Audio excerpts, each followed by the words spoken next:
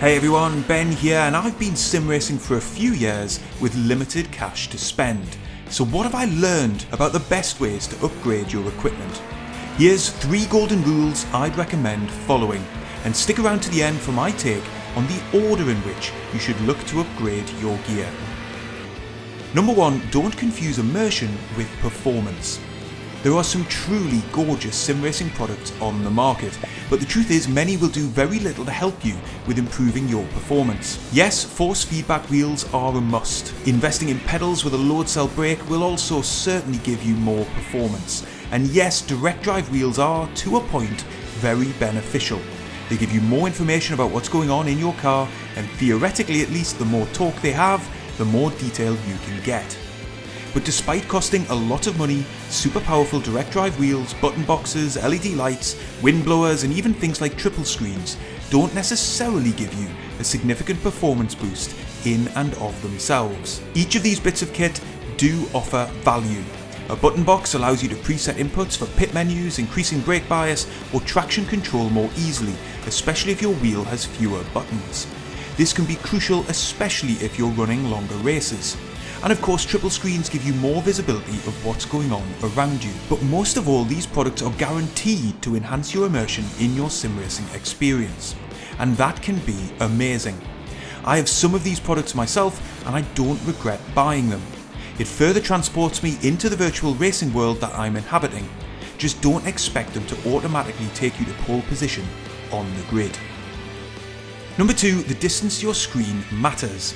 Now, I'm not necessarily one of the field of view police which says you must replicate one-to-one the field of view on screen with your perspective in your rig or chair. But the closer you can get to this, it really does help with how your brain perceives what's going on screen, and translating that into you being able to react more quickly and in line with what your car is doing on track.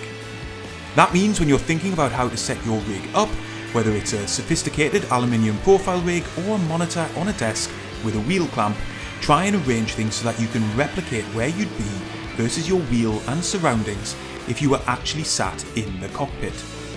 A setup which allows you to be the right distance from the screen and have the screen at the right height will, in my experience, allow you to better control your car and eke more speed out of it too. Finally, stability is key. The last thing you need when sim racing is for your equipment to be moving around as you're racing. This can happen if you're racing a very basic setup without a proper buffer for your pedals on the floor or an inadequate desk clamp. Or it can even happen on an entry-level rig if you're using more powerful equipment like a direct drive wheel or load cell brakes. Vibrations through your virtual cockpit can shift your monitor or even work bits of your equipment loose mid-race, which usually spells a one-way trip to the barrier. But even if it's less extreme than that, it will undermine your confidence and performance in the car, as the feel of your equipment will change lap to lap. So prioritise a setup that is as rigid as it can be. That could mean an 80/20 aluminium profile rig, but I've seen other homemade efforts online, made from timber and even improvised solutions for office chair and desk setups too. So, imagining you already have a decent setup of low to mid-range equipment, what does all of that mean for which bits of gear to upgrade when? Well, I think I prioritise getting as stable a base as possible before investing in expensive wheels and pedals. Aluminium rigs and racing seats can easily cost upwards of £500, and that's a chunky investment straight out of the gate.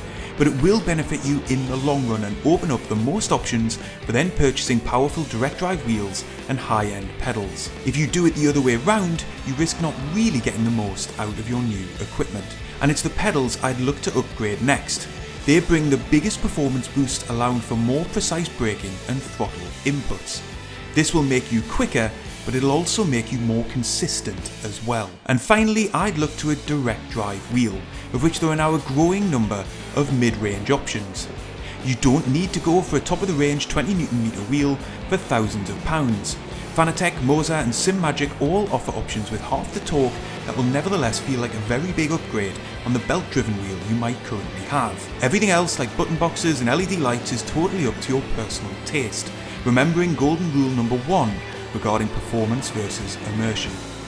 But for more specific reflections on what it's like to upgrade to a direct drive wheel, check out the video on screen now, where I give you my thoughts on my experience of having done so.